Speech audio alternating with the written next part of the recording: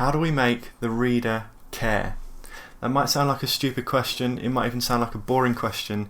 In fact, it's probably the most important question we could possibly ask, because one of the main things we're trying to do with a book is get the reader to care. Whether it's a book full of action, whether it's a thriller, whether we're trying to make them scared, whether we're trying to make them swoon over this romantic relationship, whether we're trying to whisk them away on a fantastical adventure, we want them to care. We want them to be entertained enough that they really do want to see where this story goes. We want it to matter to them what the outcome is. And it's not the easiest question to answer. If it were that easy, then we could just write a book and we would have millions of readers, because every single person who opens that first page and reads it cares, and they need to know what happens, and they're going to keep reading until the end, and then they'll put that book down and buy your next one and read that one as well, because they care. They really care about these characters almost as much as they do to people in their everyday life. So this is definitely a question that's worth taking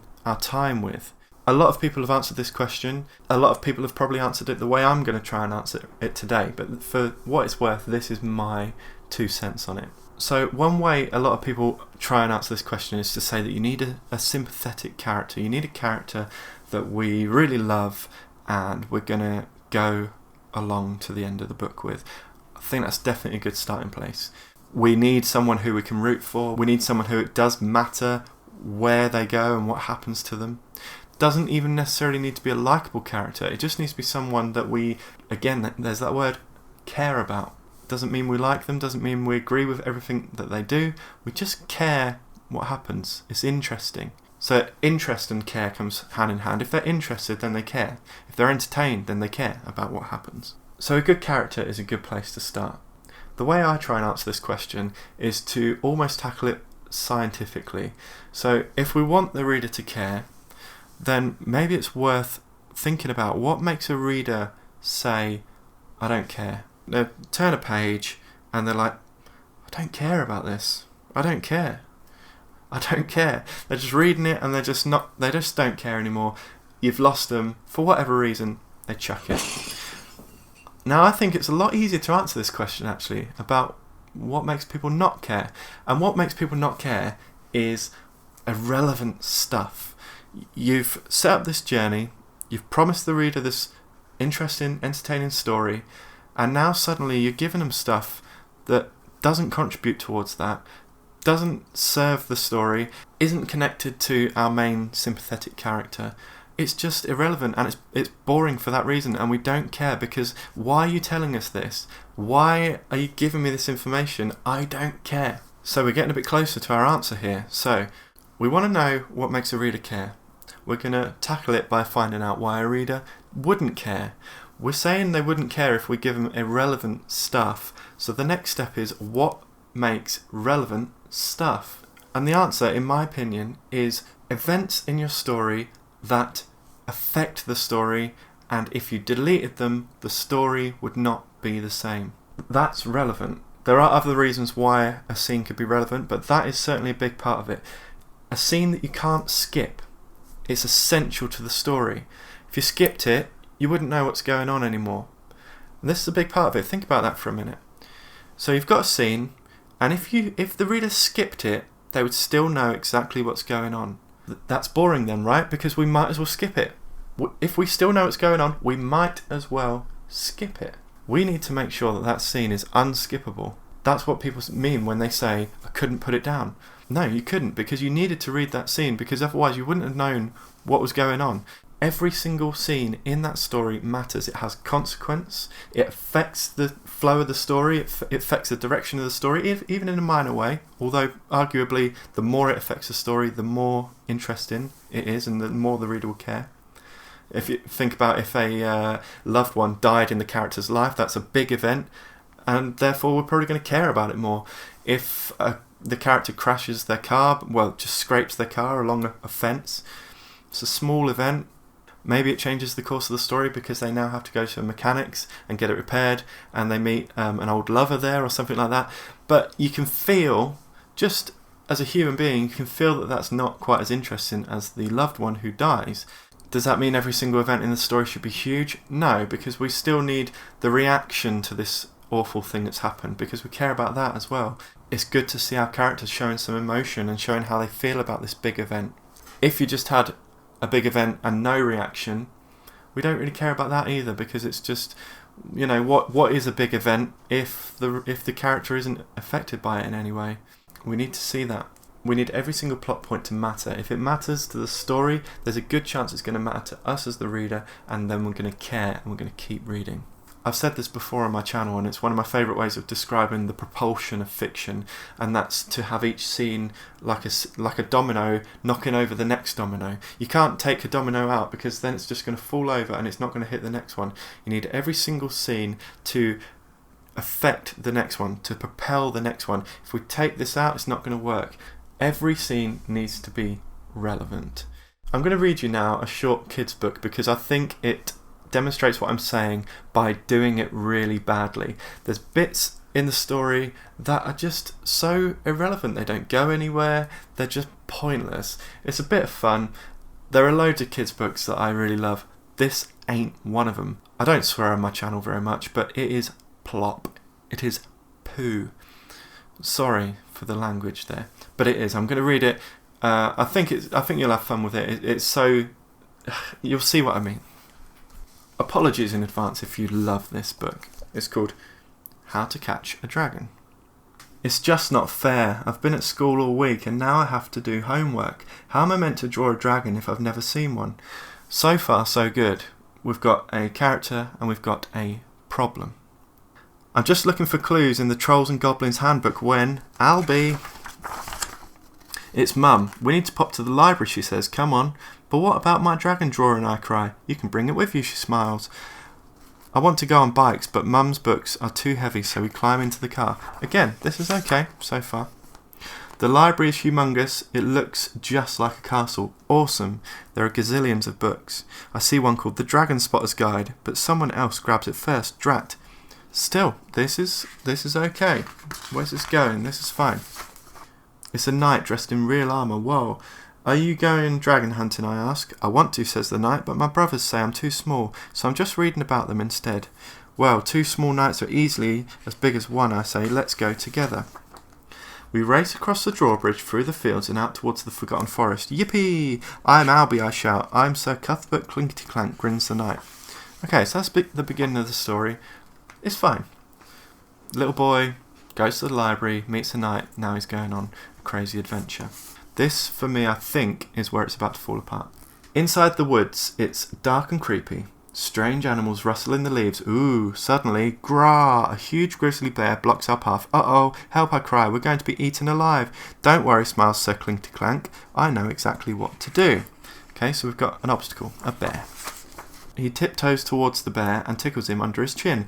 You just wanted a cuddle, didn't you? He says. Phew. Soon we reach a grassy hillside. Let's have a sandwich, says Sir Clinkety-Clank. Suddenly the ground starts to shake. Thud, thud, thud. Earthquake, we yell. But it's not an earthquake. It's a hideous hairy troll. Okay, so wait a minute. So there was a bear in the woods, and he jumped out and said grah. And then it was false alarm. It's a kind bear, and they had some tea with him. Okay, why did you tell us that? Could we cut the bear out? Let's find out. Like, is that going to become relevant to the story, or is that absolutely pointless? So, but it's not an earthquake. It's a hideous hairy troll. She lunges for Sir Cuthbert. Oh, lovely, she grins. A tasty treat in a tin. Oh, I wouldn't eat him if I were you, I say bravely. He tastes of boiled cabbage and toenails. The troll is disappointed. Never mind, I smile. If you help us find some dragons, you can share our picnic. A picnicker? Gasps the troll. With heg sandwiches and pickledy bunions, yes please. Okay, so we've got our next little episode. A troll. The troll leads us to a terrifying tunnel in the hillside. There's extra special dragons through here. She grins. Follow me. It looks scary. Ghostly wails echo from the darkness. What's that noise? I gulp. Sir Cuthbert grabs a lantern and draws his sword. Only one way to find out, he says. So the bear's still coming along on the adventure. The tea party was pretty pointless. Now the troll's taking us into a cave. We tiptoe into the gloom. The wailing gets louder. Suddenly a dark shape rears up in front of us. It's moaning and waving its tentacles. Help, I cry, but Sir Cuthbert is not scared at all. Okay, so he's not scared, so there's no danger there. That's not a monster, he laughs. It's my big brothers. The other knights cling to Sir Cuthbert. We got chased by a horrible bear. Yeah, remember that. That was pointless. And saw a hideous troll. Yeah, that was pretty pointless too. And we've been hiding here for ages. Proudly, we tell them about our adventure. Then the troll leads us through the tunnel and out into the sunshine, and that's when we see them. So wait a minute. So there was a bear. No consequences. No real reason for the bear to be there. There was a troll. Pretty pointless. He was just a guide. There was no conflict. It was just, we're just going through this cave now. A little bit scary, that's about it. You could technically, couldn't you? If you think about it, you could cut out the bear and it would make no difference with it still going on this adventure. You could have cut out the cave and they're still at this, wherever they are now with the brothers. It's sometimes hard to think of conflicts in your story that will change the course of the story. Just ask yourself, if I cut it out, would it be any different? And you could argue, well, maybe you could cut out any scene of any book and it wouldn't make any difference. But that's just not the case, is it? We know that things happen. People have to change the direction of what they're doing. People have to change their plans. They meet new people. People die.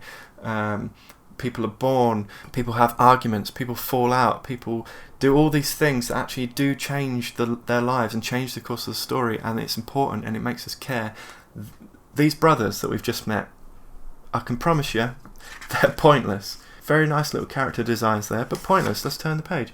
Dragons. The valley below us is teeming with hundreds of magnificent, beautiful dragons. Awesome. So wait a minute, what was the brothers thing all about? Why did we just learn that?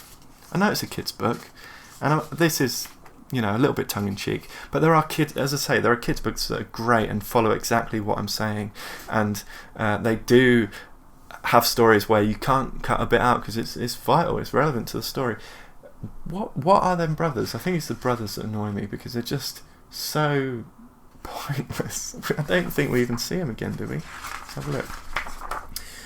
Okay, so we're all having a tea party now. The big knights draw their swords. Stop, growls the troll. Them dragons is friendly. They're friendly as well. I pull my homework out of my pocket. We don't have to fight them, I say. Let's draw them. I share out my paper and pencils and we settle down. The biggest knight sighs happily. Drawing dragons is so much easier than catching them, he smiles. At last the sun goes down and the air begins to chill, so we pack our things and head for home. Back at the library, Mum is busy chatting. Sorry, Albie, she says. I hope you haven't been bored. I smile at my new friends. Nobody could ever be bored in a library. Come on then, grins Mum. I just need to nip to the car wash and then we can go home. The final page genuinely confuses and scares me. I don't get it. It's a kid's book. I don't get it. Please leave in the comments like a message if you know what this means. Uh-oh. There we go. How to Catch a Dragon by Carol Hart and Ed Eves. I'm sure they're lovely people. I'm sorry I was so harsh to your book. It is a kid's book after all, and I'm sure there are kids that love it. But the takeaway is, if you want your reader to care, try and make every scene important. Try and make every scene matter. Make it unskippable because it's relevant. Because if you took it out, the story no longer makes sense. There's a gaping hole. It's like, wait a minute, why are they now doing this? We care because we know it matters. If we get a feeling, even for a second, that I bet this doesn't matter, I bet what I'm reading right now really doesn't matter to the story, that's when we start drifting off and we start thinking about other things and we go on our phone and we think, I'll read this tomorrow, because we just know that what we're reading right now is just not consequential. It's not going to matter. It's just an extra bit of information that, okay, it might be nice to have, but it just doesn't affect the story. I'm getting bored now. Let's move on. You don't want your reader to feel that. Make them care by making it relevant. So I hope you found that useful. As always, let me know in the comments if you did find it useful. Leave a like and watch these two videos if you want. This one's really good. And I'll see you in the next one. Cheers, guys.